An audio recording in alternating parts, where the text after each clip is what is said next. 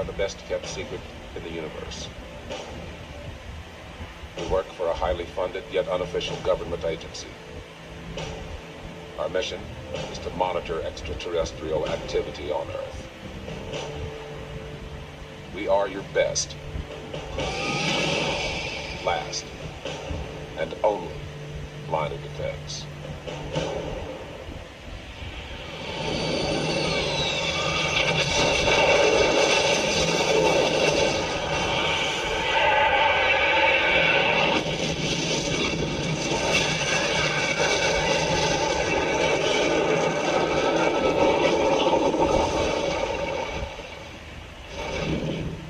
You're under arrest for violating sections 4153 of the Tycho Treaty. Step away from your busted-ass vehicle and put your hands on your head. You know how to use these things? No idea whatsoever.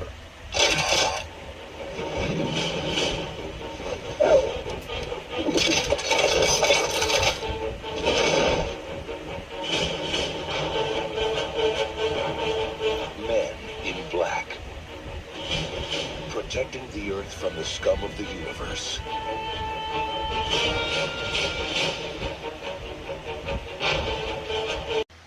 I mean, this was a game changer in 1997 for a number of reasons. This is a project that began all the way back in 1992 with pretty much the same people that eventually made the finished product. The producers, Walter Parks, Laura McDonald. The writer of this, Ed Solomon, this is a script they used for him. Barry Sonnenfeld was always supposed to be the director for this, but because there were delays in the filming and he got commitments for other projects, Addams Family Values, Get Shorty, the film had to be delayed, and they actually went to several different directors. Two of the most, John Landis is one of them. Let me see who the other one was, because I saw Les Mayfield, who had done New York on 34th Street. And then you have Quentin Tarantino. Quentin Tarantino almost directed a Men in Black movie, which really would have been very interesting to see what he'd do with a big-budget film like this. But eventually, everything worked out. Barry Sonnenfeld eventually came onto this, and the rest is history. I mean, this is a film that not only was a great movie, a great action, sci-fi, comedy, adventure film, but it ignited. This is the film that ignited Will Smith into superstardom. This was the film that came out the same weekend as Independence Day the year before, and there was a point for a good number of years where you couldn't go on a 4th of July weekend without seeing a Will Smith movie being released. Some of them were not that great, but they were still big successes nonetheless. I mean, this thing made over $250 million just in America alone, and almost $600 million worldwide. I mean, it was a massive hit. And for a number of reasons, this was the film that launched Will Smith into the superstardom for good. Like, he not only starred in this, he came up with the song, the famous Men in Black theme song, and the movie itself, it was a Ghostbusters for the 90s. I mean, it's really Ghostbusters, but with aliens. Before Ivan Reitman tried to do the same thing 4 years later, but we'll eventually get to Evolution later on. But it was a big hit in the same level as Ghostbusters, and in fact, it kind of had a similar pathway to the franchise's future after this. Kind of had a similar path to what Ghostbusters did, because not too long after this, you had the TV series that came on, which some may argue is actually a lot better than any of the sequels that came, at least Men in Black 2, at least.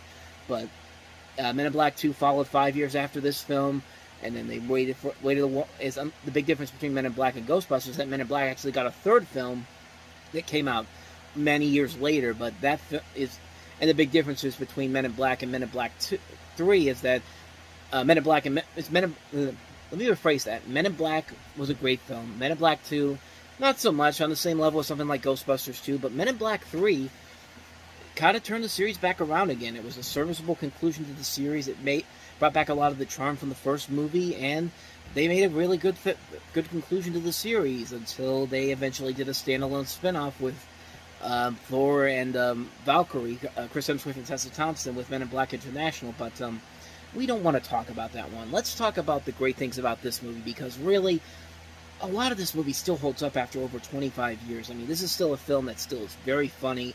The visuals are still impressive to look at. The action overall is top-notch. The comedy is great. There are so many memorable lines in this movie. This is such a massive, massive game changer for what the rest of the 90s and into the 2000s would eventually bring, because this was a massive hit, and everyone wanted to make a Men in Black style success. And for Will Smith, it seemed at this point he could do no wrong. I mean, this was, like I said, this was the film that really made him catapult into superstardom, and it helps having a seasoned veteran, Tommy Lee Jones. Their chemistry together works so well in this, and it's part of the reason why these movies still have this great hook together, because really, I don't think you could do this without Tommy Lee Jones or Will Smith in it. As much as this movie kind of doesn't really leave itself too open for a sequel, honestly, sort of, because, of course, at the end of the movie, Tommy Lee Jones has his memory erased, he goes back to his wife, and then they just completely abandoned it in the second movie. But at least for here, like, this is a really damn good film. It's a film that's just has everything you want and then some. It's got a great soundtrack, great comedy, great casting, great music, great score all around, great visuals, great action. I mean, what more do I gotta say, man? Men in Black, I mean, it's just a classic film. It's an amazing film, and it paved the way for what future summer movies, summer blockbusters would try to emulate. And not a lot of them met with a lot of big success, but this was a game-changing film for the time. So, yeah, Men in Black. I mean, I really don't have anything more to say about it. So that's Men in Black. Let's go ahead and move on to the next movie that we have here, and that is Jack Lemmon and Walter Matthau in the comedy Out to Sea. Hare Krishna. Hare Krishna. Charlie had a habit he couldn't break. Where's my money, Charlie? Money? You'll be the first to know when I get money. Oh, my goodness. Where did this come from? Herb had a friend. Did you come to borrow money? Let me just say, who wouldn't give up. Don't you get tired of being alone? No, the answer's no. So Charlie suggested a little vacation. We get on that ship and sip champagne with some lonely rich broads. But he forgot to mention one little thing. Instead of paying for the cruise, I signed us up as dance hosts. What? Dance host? Now remember, you are the representatives of this ship. You moron, you don't even know how to dance. Boss, kind. Yes. You will be courteous and respectful. It's just like the beach at Normandy. Do I take a number, or may I serve myself? Oh, my God! I do expect my dance hosts to actually dance. The ship is good. I'm going to need $10,000 credit, corned beef sandwich, and a bottle of cream soda. I'm feeling you two are going to be trouble. Oh, I like trouble. Yes, hey, I'll get help. I think we may need a little adjustment. When it comes to life, Come on, Charlie, we are witnessing history here. I've seen history, it stinks. Yeah. when it comes to looks, Why are you sterilizing your trousers? I'm steaming them. Oh, then what are you going to do, eat them with garlic butter? when it comes to love, Oh, Charlie. I saw the way you were staring at my daughter's chest. Well, I used to be a cardiologist. it's not the age of the ship. There's no such thing as too late. That's why they invented death. It's the motion of the ocean. What kind of a moron are you? Jack Lemmon. What the hell is that? Well, guys do this all the time. People throw money at them. You're not getting a nickel out of me. Walter Matthau. I'm waiting for my sexual prime. Just when do you think that's going to happen? Out to sea. You know, these are shark-infested waters. They say that the big ones will swallow you whole. Swallow my what? Directed by Martha Coolidge. Another film that takes place on a cruise ship, or ship in general, from 20th Century Fox in 1997. I mean, Speed 2, Cruise Control, Titanic, and now this film.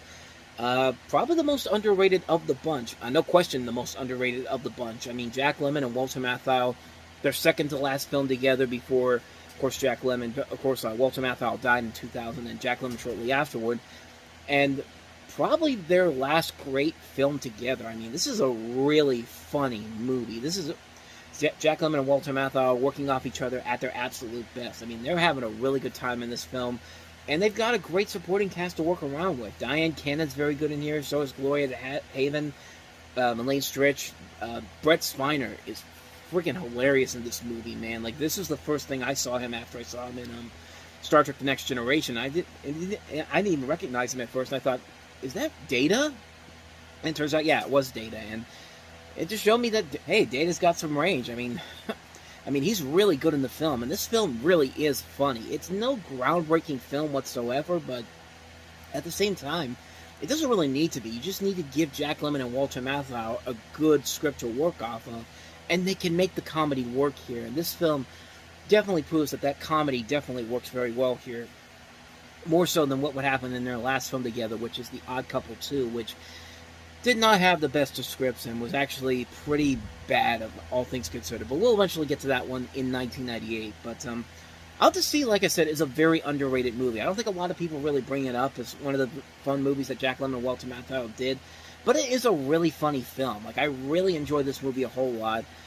I think it's a very underrated film. It's probably the best thing from this director, Martha Coolidge. Yeah, I think it is, because I'm not seeing anything here that's really groundbreaking, or, I don't know, maybe Rambling Rose, but I very rarely remember that one. But at least for me, for right now, this is the one I really like from this director, Martha Coolidge. Jack Lemmon and Walter Matthau giving us one last really good, fun comedy before their time eventually ends. So, yeah, Out to Sea is a great film. So, with that said, let's go ahead and move on to the next movie, which is Wild America. My brothers always said, if it wasn't crazy, it wasn't worth doing. It's too clever, Rysher. We are blood brothers. Marty wanted to shoot wild animals, with the camera, that is. You get the shots everybody else is afraid to get. The dangerous ones. Mark was on the lookout for a different kind of action. Gosh, they've really grown. Up. See, I'd do anything just to go along for the ride.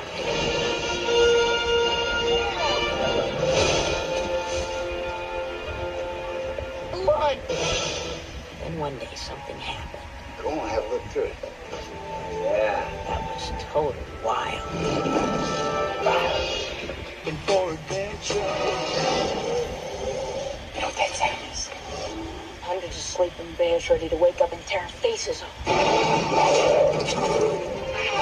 You being careful? Safety first, Mom. That's our motto. Marshall! I've got it all on film. What's wrong with you? Our brother almost died. You're Marshall's protector? I must have missed the great transformation. You boys ain't from around here, are you? All right, take it in mind. I'm having fun. Aren't you?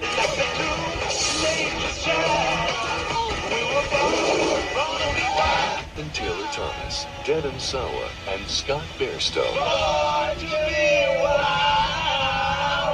Wild America. You sure this is a nude beach? It is now. Marshall, stay here. Guard the equipment. So many questions to ask about this movie. That special camera that apparently can turn dogs into tigers for some reason. They don't really explain how that works. There's no real set plan for these guys. They just go around the country, and this is supposed to take place in the summer of 1967, and you can see snow in the background, so where's the snow coming from in the summertime? I mean, I'm pretty sure that there's no snow anywhere, not even in the coldest areas of the country. So where the hell are they getting the snow from? Plus, the bears are still hibernating, and if a bear's hibernating when it's snowy outside, that bear's dead. This whole movie makes no sense whatsoever. There's parts where where you have bears and snakes and like wolves and all over this, and none of the timeline does not make any sense whatsoever. Like, nothing about this movie makes no sense whatsoever. You can't buy these brothers as brothers because they don't really share a lot of chemistry together. All I see is Jonathan Taylor Thomas, Devin Sawa, and some guy I hardly ever knew. So,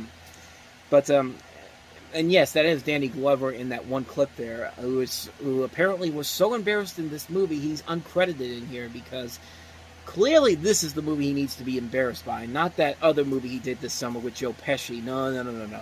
This is the worst thing for him, but you get the idea. Like, this movie is a mess. This movie is just a film that doesn't have an engaging story. It doesn't have anything interesting or exciting to say. It's a sloppy movie. It's a really bad film. Like, it's a film that really just doesn't work on any level, shape, or form. I don't even know if there was anything that could really save it, honestly. It's just not a really funny movie at all. Like, it's a really bad film. Yeah, so Wild America. Let's go ahead and wrap this up. Last movie we have here, Guantanamera. La noche temática se mueve a ritmo cubano con compás segundo y nos muestra cómo se vive en la Cuba de hoy. Para usted comerse un pollo tiene que pagar 150 pesos. Y además, estreno en televisión. That's the best trailer I could get for this. You basically have a premise here. It's a satire about life in Cuba. This, of course, takes place in Cuba. The members of a funeral procession and some truck drivers who need to take the same route to begin to talk about God and the world. And they end up discovering that life from both groups has many similarities and many differences, depending on the point of view. So that's pretty much all I know about this. I've never seen the film. I don't really know anything about it, so I can't really say if it's any good or not. But it looks like it's shot nice overall. But other than that, I wish I had some more to tell you about it, but that's the last one that came out this weekend. Might as well bring it up. So that's about it. Guantanamo.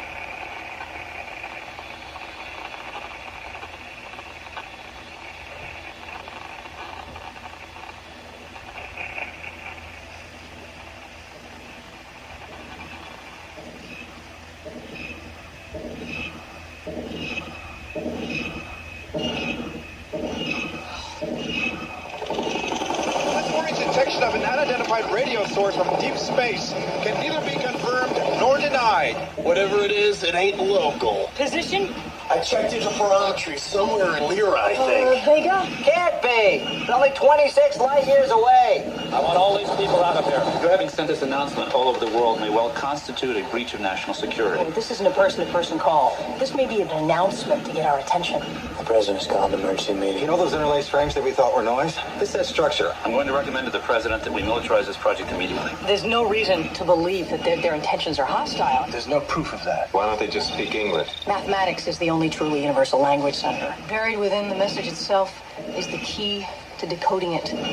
Those look like engineering schematics, almost like blueprints. It is our belief that the message contains instructions for building some kind of machine. A machine? It might turn out to be some kind of a transport.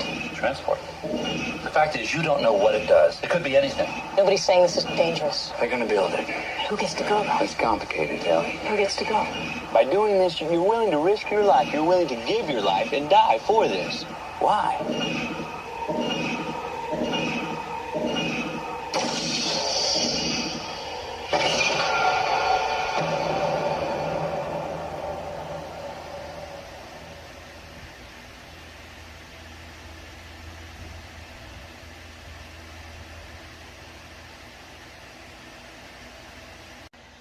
So like I said, this is Robert Zemeckis' follow-up to Forrest Gump, which of course won him the Oscar for Best Director as well as Best Picture, and an Oscar for Tom Hanks. But this is a story that's been in development all the way back in the 70s. Carl Sagan, this is based off of his novel, and him and his wife Anne Druyan wrote the story outline for the film back in 79. They actually wrote a film treatment for over 100 pages long at Warner Brothers, and they had Peter Guber and Linda Obst as the producers. This film went through development hell for a number of years. It published as a novel in 85, and then the film re-entered development in 89, and they had several directors attached to it. Roland Joffe was going to do it at one point, so was George Miller, and then Robert Zemeckis eventually came on board, and the film we got is what we got from that. And needless to say, it's a very odd movie. The best way I can describe it is that it's very similar to Interstellar, pretty much in story and the twist that happened in here. I mean, it's literally almost verbatim the same movie as Interstellar, kind of, but I don't know. Like, Interstellar is definitely a very mixed bag of a movie. Like, it's this really great film for the first two-thirds of it. The visuals look amazing, and then they throw on this big twist at the end, which is really... it's very underwhelming, and this movie also has that same ending, and how can I describe the ending, honestly? I think I have no choice but to play the South Park clip. We did some major reconstruction, sawed through some bone, snapped some cartilage. All the blood and mucus, just the sound of bone and sinew coming apart. By the way, did you ever see that movie, Contact?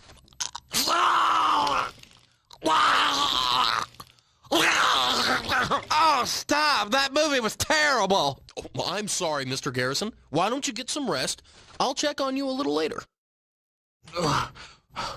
Waited through that entire movie to see the alien and it was her goddamn father. I mean, you can literally say the same thing about Interstellar. It has the exact same problems that Mr. Garrison just mentioned. You wait through the entire movie to see the alien and it's her goddamn father. It's just like... if you didn't see any of those movies, I'm sorry I spoiled it for you. And coincidentally, Linda also produced Interstellar, so there's the connection there. So maybe that was the plan all along. I need to get my hair and my hands out bigger to do the aliens meme, but you get the idea here. But in fairness to the movie, it's not a bad film.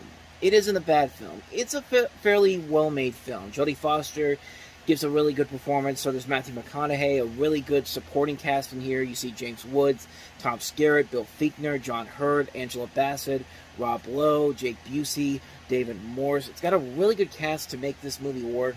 The visuals overall are nicely done. It's that the last third act of the film that really kind of takes the film on a downward spiral, and it's a film that has two really good halves of it, and what do I want to say here? Two thirds of a good movie, but the last third really takes it down a notch. It's not terrible by any means necessary, but it definitely is very mediocre in terms. Oops, excuse me. In terms of what they wanted to do, what they wanted to say. I just didn't think the third act worked as well. Like I said, the rest of the movie isn't bad. I've seen much worse. It's not a bad film. It is still a fairly enjoyable film. I do recommend it. It is well worth a watch. Just be prepared to be disappointed by the ending of it, which is, like I said, the same thing I could say about Interstellar, honestly. So that's Contact. So let's go ahead and move on to the next movie we have here, and that is Mara Wilson, Martin Short, and Kathleen Turner in A Simple Wish. Fairy godmother, ta-da, Murray is positively magical. Absolutely maddening. Murray, this is not my wish. And totally mental. How dare you mock me? How dare you mock me? Get ready for the wildest adventure of the summer.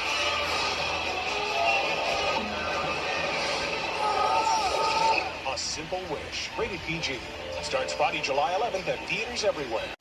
I mean, honestly, the pieces are there for something enjoyable. I mean, the visual effects actually look pretty impressive for the time period. You got a really good cast here. You know, Martin Short, Mara Wilson, Robert Pastorelli from Murphy Brown, Kathleen Turner, Amanda Plummer, Ruby Dee, Terry Garr. You know, a good director in Michael Ritchie. This is his last film that he directed before he died, about 4 years after this movie came out. But, you know, everything else about the movie is just... It's what you'd expect from a bad movie like this. Martin Short is doing nothing but mugging for the camera. Mara Wilson is not really doing all that much here in this movie, and she has been good in other movies. Like, she's been good in Mrs. Doubtfire, Miracle on 34th Street, Matilda. This was kind of the point where she really was starting to take a downward turn. Like, she wasn't really giving it her all in these movies afterwards, because after this she did Thomas and the Magic Railroad, which is probably the worst performance overall that she's in. And it's not really her fault. The script just doesn't really do anything unique or different. Like, it's trying to be similar in that same fashion as something like, you know, a Beetlejuice or Little Monsters or Drop Dead Fred. Those movies where you have the crazy over the top character working off the straight man of the film. Well, in this case, it's a straight little girl in Mara Wilson. But there's promise in the story. Just bad execution overall. It's a film that really has a lot of good potential to it and a lot of things that could have made it really enjoyable, but it just wasn't there. Like, the script really is a complete mess, and it doesn't feel like they really thought about changing it around so it actually could make sense. They thought they had a winner here with just what they had to work with here, and sadly it didn't work out that way. A lot of promise that went pretty much nowhere in this film. That's pretty much all I got for you on that one. That's A Simple Wish. So let's go ahead and move on to the next film, and that is This World, Then the Fireworks with Billy Zane.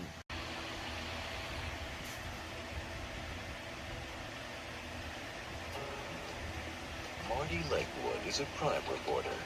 Listen, I'm gonna go to something for you to do. With a talent for finding trouble. I'm gonna make you famous, Marty. Hey, Joey. Hey. Oh, come on, fellas. But when his luck ran out, he headed home. Now you and Carol aren't going to get into trouble. Trouble to the sister he loved. Gotta work to keep up my self-respect. So this is a story based off of a short story by Jim Thompson. You follow these two kids who grow up, fraternal twins. They witness a brutal murder involving their father as children. They grow up to become depraved and incestuous adults living in coastal Carolina in the mid-1950s. Billy Zane plays this skillful journalist, but gets bored with his every new job, and he gets easily distracted. He seduces this young police officer, discovers she owns a beach house, and he sets out to double-cross her and make the property his own, while you have the sister, Carol, who's a heartless prostitute who's willing to go to any lengths to con men out of their money or make them pay in other ways. Powerless to stop them is Mrs. Lakeward, played by Rue McClanahan, and she's a weak-willed woman who suspects the terrible truth in her children's relationship, but she has no way to stop it. There's potential in the story development here, but it just feels like a film that's all over the place. And I like Billy Zane and Gina Gershon and Rue McClanahan. This also has Seymour Cassell in here, Cheryl Lee, Will Patton. A pretty good cast overall here, but that story just seems like it goes all over the place, and I don't know if it really would have worked as a film, honestly. I've never read the short story itself here, but from the little bits I've seen from the film, it looks like it could be not a very good film overall. I don't know, I just don't feel like there's a lot there that I really would have liked in it. I only saw the trailer, I haven't seen the film, so I can't really say if it's any good or not, but I don't know, this feels like something that maybe as a short story could have worked a lot better, but as a full-length film, I don't think it really does. And judging by the reviews I've seen for this, it doesn't sound like it's too promising, which is a shame because it has some good people in the cast that would have made it work. But, I don't know, I don't really know too much about it, so that's This World and the Fireworks. Let's go ahead and move on to the last film, and that is the documentary, 4 Little Girls.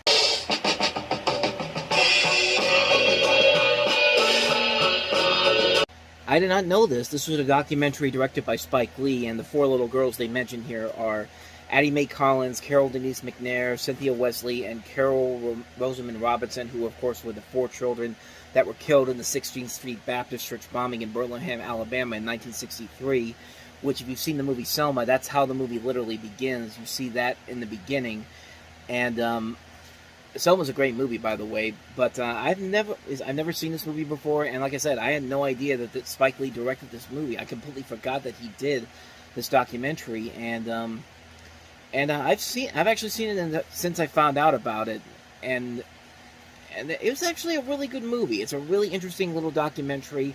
It gives you enough information to really keep you invested in what's going on, like how did this happen, and what has been the aftermath about it since then. It's a very well-made documentary, and I am glad that I got to see it in the last couple of months getting ready for this. And like I said, it was the first time I saw it, I had no idea that this was actually a Spike Lee directed film. I know that he produced it because his 40 Acres and a Mule Filmworks company is at the beginning of the film, but I had no idea he directed it, honestly, until later on down the road when I actually watched it for the first time. So just like with Spike Lee's best works, this is a really good documentary. It's a very good film. It's a very interesting piece that you get so invested in.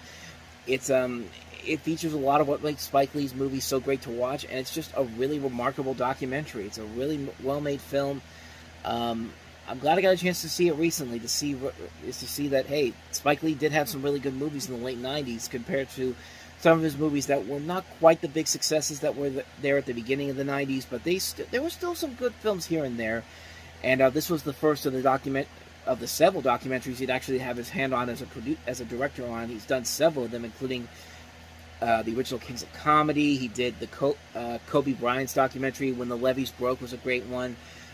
If God Is Willing and The Creek Don't Rise is another good one. A couple Michael Jackson ones that are very good. He's done a lot of really good documentaries, and I'm actually really interested to see them again. And hopefully I'll get to them as we move along here. Like I've said before, I've been a big fan of Spike Lee's work for a number of years, so I don't doubt that most of these documentaries are really good. So, yeah, not much more to say about that one. If you haven't seen 4 Little Girls, I'd say definitely check it out.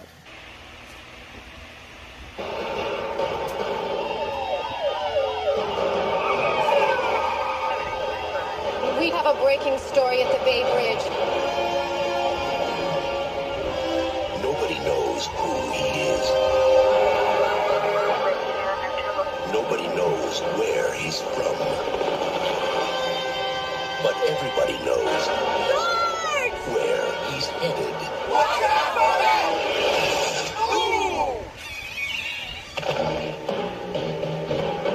Walt Disney Pictures presents... There's 5 apes out there. Which one are we taking to Vegas? The incredible true story. Checkmate. The one who's playing chess. Of Ape. Ow! Tukey! Go find George. Tukey. Another mimosa, Mr. Tukey? The lovely Ursula. You've been head over heels for that ape ever since you brought him here. You're right. I love him. And George. Ape kidnapped? Ape napped. This summer, That's your dog? the king of the jungle is falling in love. George of the jungle, strong as he can be. Watch out for that tree. Watch out for that. I give you the king of the jungle.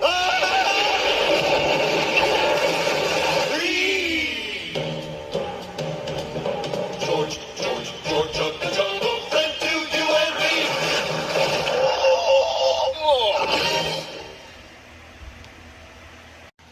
So this is based off of the classic TV series from the 1960s, created by the same people that made Rocky and Bullwinkle, which in turn would get its own feature film a couple years after this in live-action form.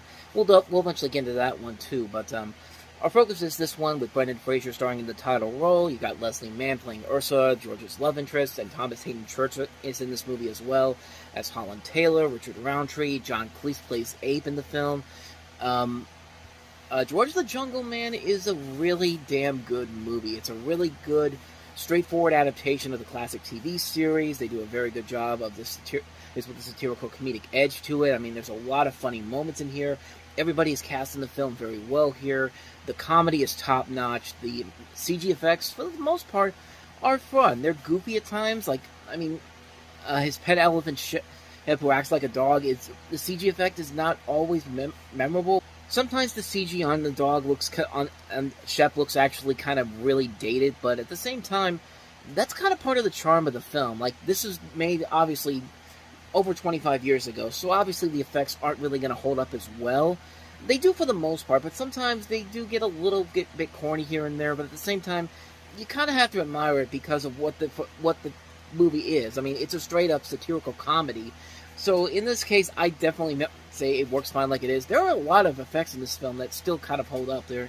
You have a lot of the works of Jim Henson's Creature Shop working on this, as well as some animatronics that they have in here. A lot of CG was used, like I said, but they did a very good job of mixing in real animals, some puppetry, and CGI, and for the most part, it flows pretty well here, with a couple of the exceptions that I mentioned, but overall, man, this movie really is good. It's a really funny film, and yet when I see some of these reviews from it, like, the whole thing, like, you know, Rotten Tomatoes has the critical consensus on this film, which is basically saying that, yes, it's faithful to the source material, but unfortunately, it makes it a less than compelling feature film, which, like, I don't know what you people want. Like, wasn't that really the problem with a lot of these movies that critics had a problem with it? Was that some of these movies tried way too hard to not be like the source material, and now you have one that's literally like the source material. It's actually really funny, and then it's just like, nope, not convincing enough. It's just like,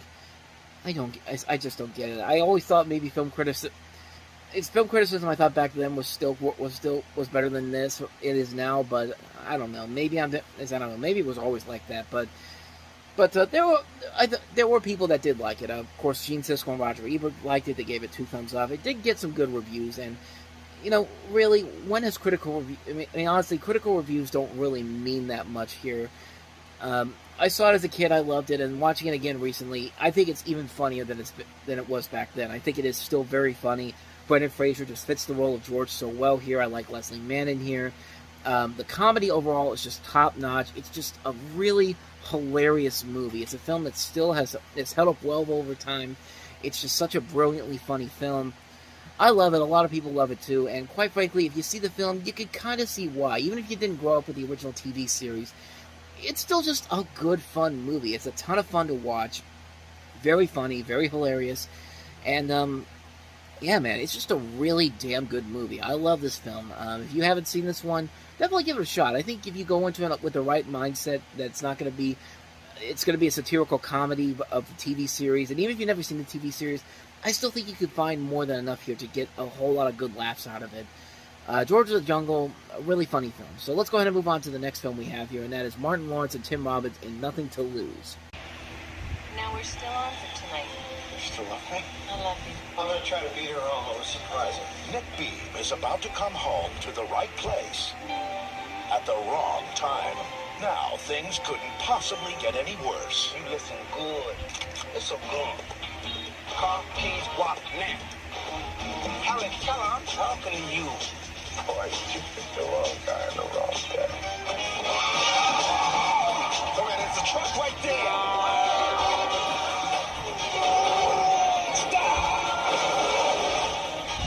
You drive me home, I'll forget about this whole kidnapping. What's that? Oh! Oh! You're freaky human nature.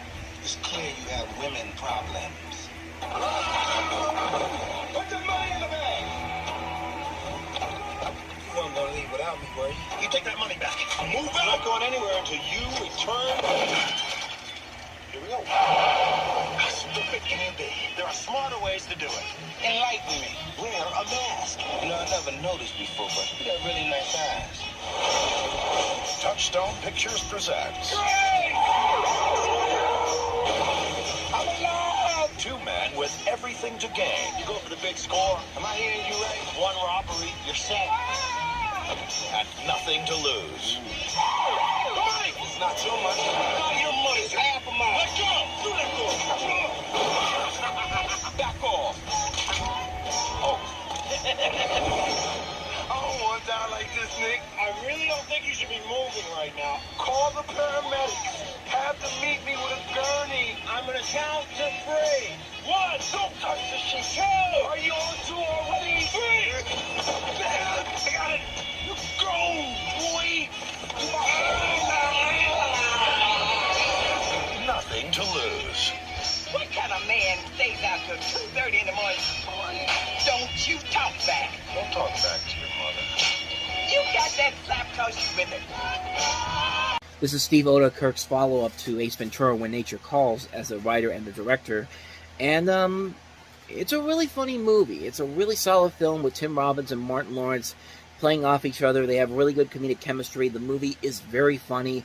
There's a lot of really good moments in the trailer. Probably the best moment is that scene at the end when Martin Lawrence is strapped to the chair and it's about to go off the thing, and Tim Robbins has to hurry and grab the window curtains to keep him from falling, and he still falls anyway. Like, stuff like that is really funny, and there's a lot of good funny moments in this movie. I think these two work off each other very well.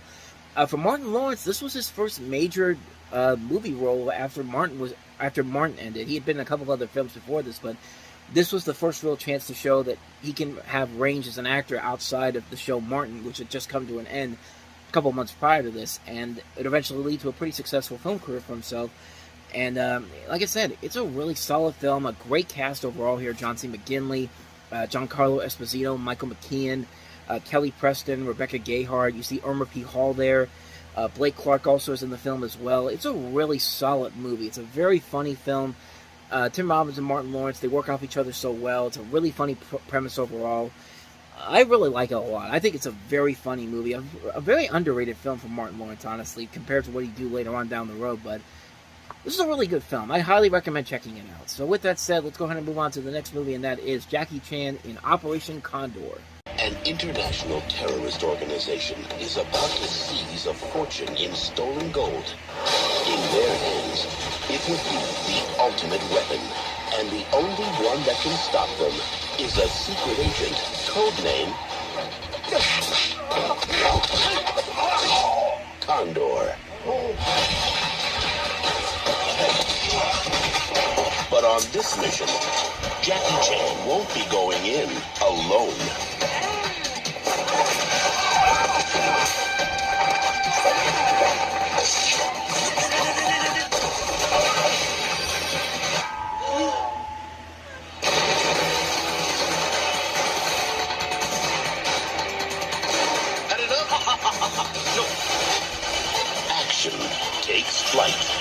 Chan in his most dangerous mission ever, Operation Condor. Okay, this is one of the weirdest releasing strategies I've ever seen for a Jackie Chan movie, or any movie in general, honestly, because this is the sequel to a 1986 film Jackie Chan did called Armor of God, which actually came out after this movie here in America. See, what happened was Dimension Films, who had the U.S. rights to it, got them in '92. They didn't release the film theatrically until 1997 under the original title, Operation Condor. And so with this new dub and they had 15 minutes deleted from the final cut, this thing came out. But the original Armor of God, which came after this, didn't get a release in theaters until 2 years afterward, in September of 1999.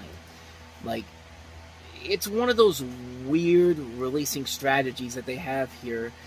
I mean, you basically release a sequel to a movie that the first one didn't even come out yet. This isn't even like what happened with Mad Max. I mean, Mad Max did come out first, but The Road Warrior was pretty much everyone's introduction to the Mad Max series, and that was the second film. But the first Mad Max was at least released in theaters here in America before The Road Warrior did. You're just releasing a sequel before you even show what the movie is actually the first movie even comes out. And as far as the film itself goes, I've honestly never seen it, but it says here that it's more akin to something like the Indiana Jones film series, which would make sense. Last Crusade, I think, came out just 2 years after this movie officially got released in Hong Kong, so I guess it kind of makes sense here. But as far as this movie goes, like I said, I've never really seen it before, so I don't really know if it's any good or not.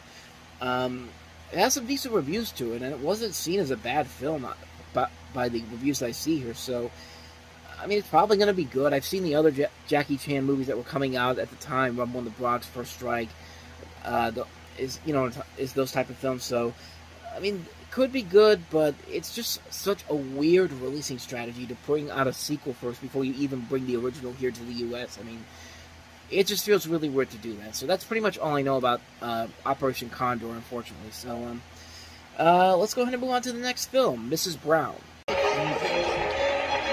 a common man with an invitation to the palace. Their unlikely friendship transformed the world's greatest empire.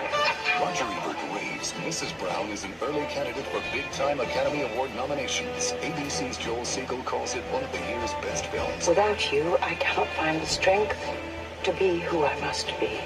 Her Majesty, Mrs. Brown. So you have Dame Judi Dench playing Queen Victoria, and when her husband Prince Albert dies, she finds solace in her trusted servant Mr. John Brown, but their relationship also brings scandal and turmoil. This is the latest film from John Madden, who his next film would be Shakespeare in Love.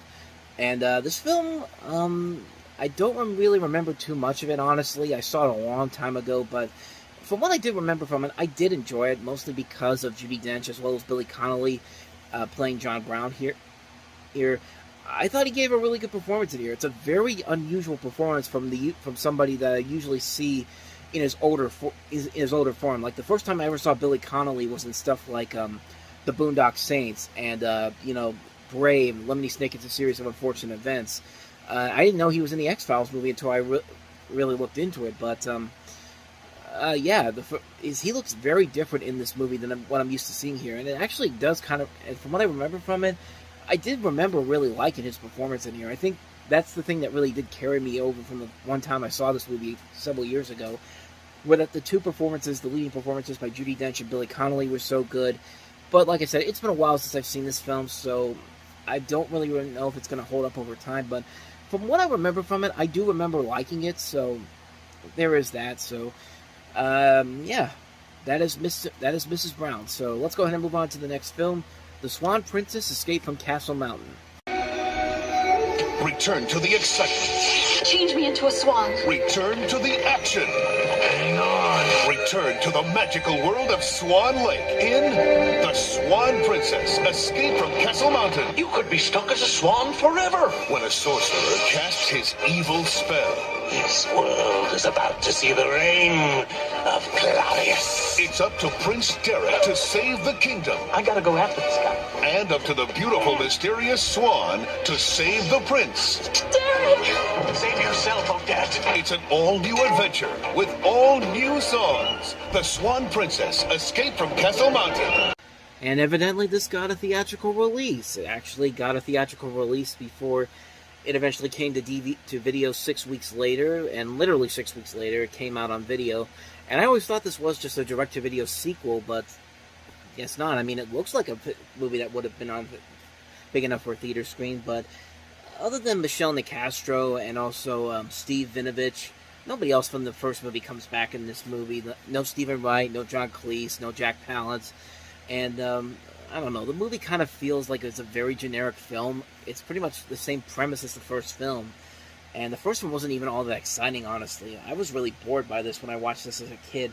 I really never went back to it, honestly, nor did I go to the umpteen billion sequels that followed afterwards. I mean, at least with the Land Before Time sequels, there was at least one or two of them that actually did turn out to be okay, but Swan Princess, not so much. I feel like this series, it didn't really wow a lot of people with especially me with the first film, but I guess there was an audience for it because, like I said, they kept making sequel after sequel after sequel, so I guess there's an audience for this, but I'm not part of that audience, apparently, so yeah, quick one on that one. The Swan Princess Escape from Castle Mountain. Let's go ahead and move on to the last film we have here, and that's the documentary Beyond Barbed Wire. Young, just when people would talk about Pearl Harbor, I thought, yeah, like it was my family did that. Because, I mean, for Japanese Americans, that whole thing of shame is so prevalent, I think. I mean, don't embarrass your family, don't embarrass this, and then to have this horrible thing happen at Pearl Harbor, it's like, oh no, we have to all rally together and make it all better. Even though I don't know a lot about the history of it and the enormity of what the 442nd did. So this is a documentary by filmmaker Steve Rosen profiling Nisi, who shows World War II combat over internment and detention camps for Japanese descendants. And this is basically a documentary about Japanese Americans serving in the American military in World War II from different walks of life. Pat Morita does the narration for this. It's a pretty long documentary, almost 3 hours long. I've never seen it before, so I don't really know if it's any good, but judging by the clip I see here, I think I'd rather watch this than watch something like Pearl Harbor, which I think is literally the same amount of time, because Pearl Harbor is, of course, a really bad film, but we'll eventually delve more into that when that comes out in 4 years. But as far as this goes, this definitely feels like something that probably is very good. It was on PBS a lot back in 2000, 2001. I wouldn't be surprised if it's actually pretty good. So I've never seen it before, so I can't really say if it's any good or not, but I wouldn't be surprised if it is. Beyond Barbed Wire.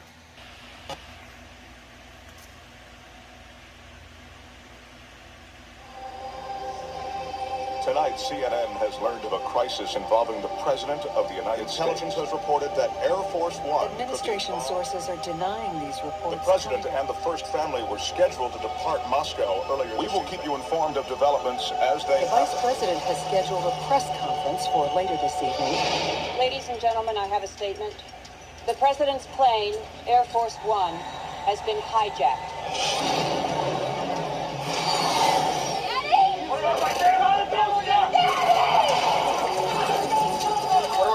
Scenarios. There are no airborne scenarios.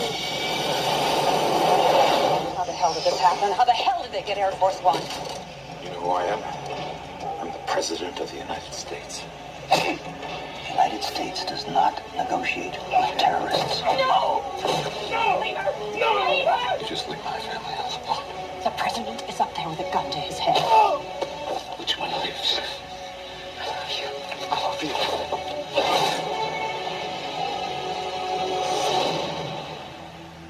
I would like to ask all Americans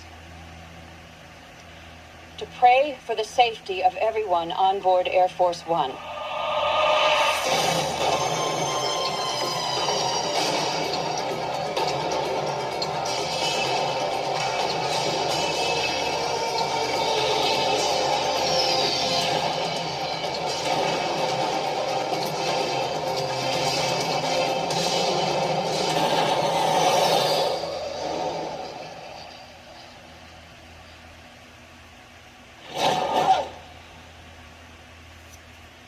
Interesting how over the course of 1 year, Glenn Close went from being the First Lady in Mars Attacks to the Vice President in Air Force One. I should probably tell you something there, but I don't, or maybe not. Maybe it's just a pure coincidence that happened. But what am I even talking about here? Air Force One. This is Wolfgang Petersen's Die Hard on a plane action thriller, which is really is Die Hard on a plane. I mean, it's a group of terrorists, but this time they're hijacking the president's airplane, Air Force One, and the president basically has to rescue everybody on board by retaking over his plane. And yeah, it's very much like Die Hard.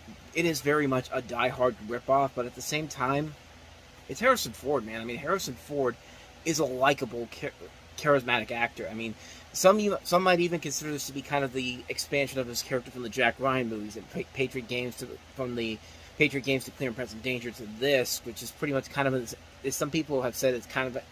Some people have basically said it kind of has an area where it could be placed in the same universe as this, but it's still a really fun movie. I think it's a really solid film.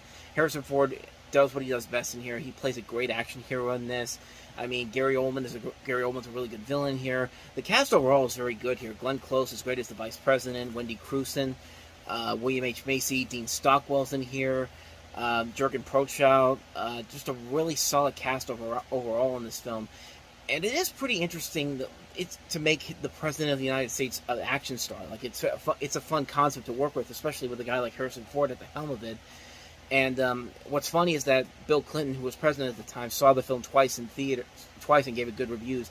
And he noted that certain elements of the film's version of Air Force One, such as the escape pod and the rear parachute ramp, are not actually on the plane. But then again, the features on the plane are highly classified and need to know. So those features probably wouldn't have been able to get to the writers out there. But Wolfgang Petersen did say that although the real plane did not have those features at the time of filming, they probably would have been added by the time future governments came in, which, honestly, we'll never really know, honestly. But the movie itself is really damn good. I mean, it's Harrison Ford doing what Harrison Ford does best. He has one of the great closing lines in action movie history, telling Gary Oldman to get off of his plane. I mean, it's an incredible, incredible film. Also of note of this is that Randy Newman was actually going to do the score for this originally, but Wolfgang Petersen said he thought his composition would be too close to being a parody, so they brought in Jerry Goldsmith to rewrite the music in just 12 days, and needless to say, that's probably the right call, because if Randy Newman did the score for this would have been a very, very interesting. It would have made needless to say, it probably would have made the film a lot more funnier than it needed to be, so I think that was the right call on their part. As far as the film itself goes, yeah, like I said, it's a fun ride. It's a fun action thriller. It is basically a Die Hard clone, but at the same time, it's a good, fun Die Hard clone. In fact, they had a pretty good time making the president do these crazy things in these movies. Of course, the president was the hero in Independence Day. He was a murderer in Absolute Power. He was part of a coup and murdered 1600. And now he's the John McClane-esque action hero in Air Force One. Not even that. I mean, but like I said, some people may look at this and say, it's not entirely out of the realm of possibility this could have taken place in the Jack Ryan universe that Patriot Games and Clear and Present Danger are in, but that's a fun little thing to play around with here. But like I said, the movie is a lot of fun. I don't think I really need to say too much more about it. If you haven't seen it already, you're doing yourself a major, major disservice by not doing so, because it is a fun action movie. It's Harrison Ford doing what Harrison Ford does best. It's Wolfgang Petersen doing what he does best. And honestly, I would say this is probably the last great film he directed, because after this he did stuff like The Perfect Storm and Troy and Poseidon. None of them really ended up being that great, except maybe Troy, but certainly not up to par with some of his best early works. But this is probably the last great film I ever saw him direct, honestly. So definitely check it out if you can do that, which you probably can. I mean, you should be able to. It just came out on Blu-ray, for God's sakes, recently, so you should be easily be able to get it. Bottom line, what I'm trying to say here, Air Force One, pretty awesome movie. Definitely check it out. So with that said, let's go ahead and move on to the next movie that we have here, and that is Kenan Thompson and Kel Mitchell in the big screen version of the All That classic comedy sketch, Good Burger.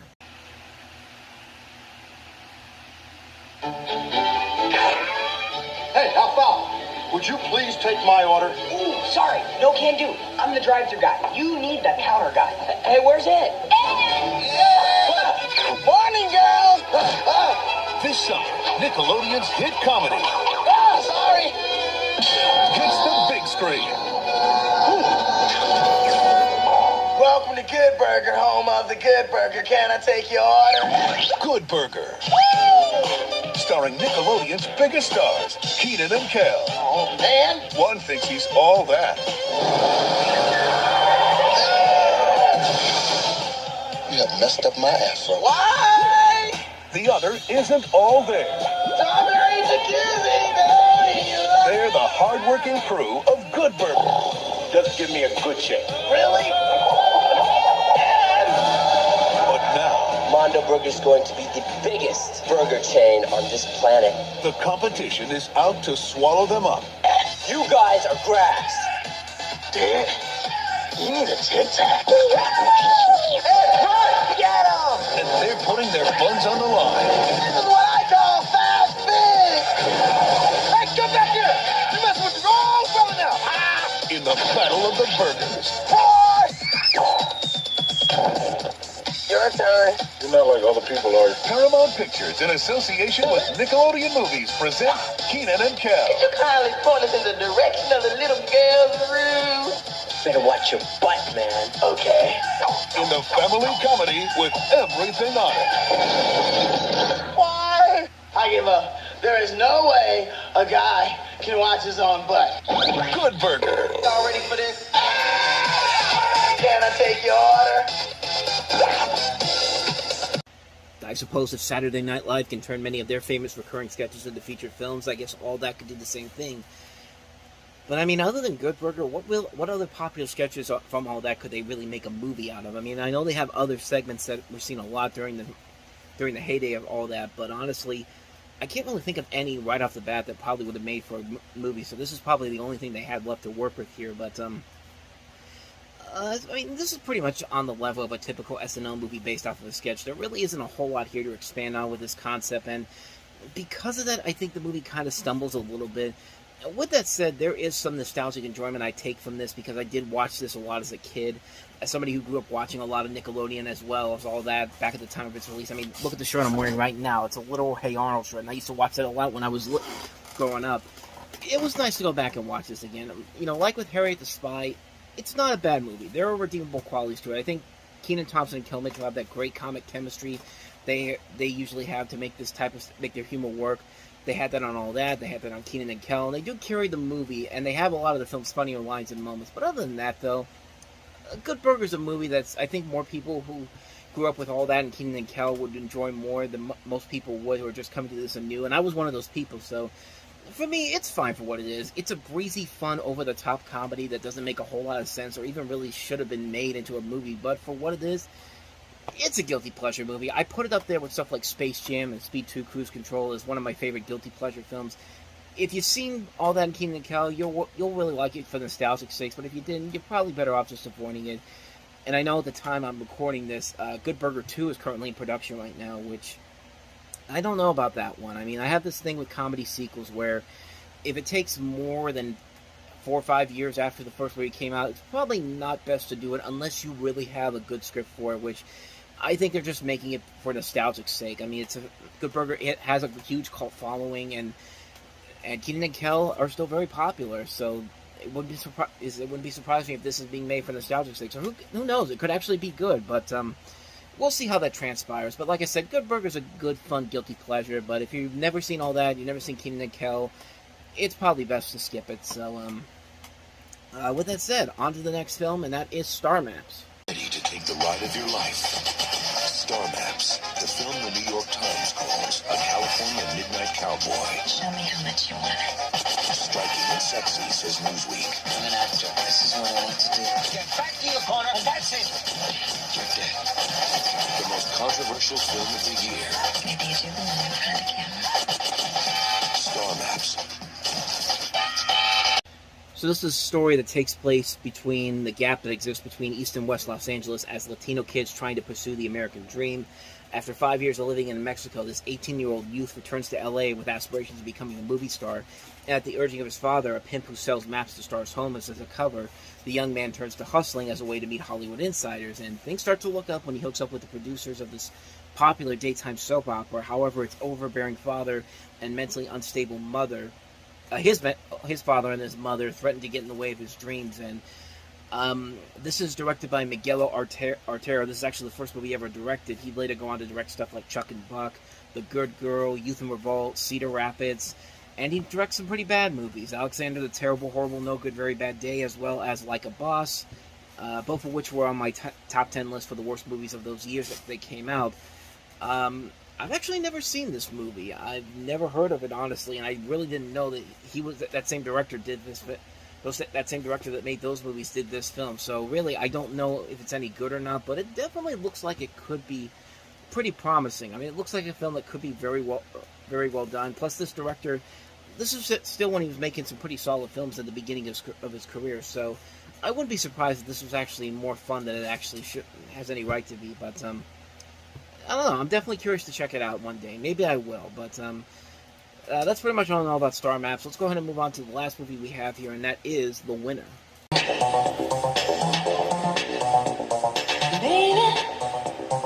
I'm gonna give you the lights of Las Vegas.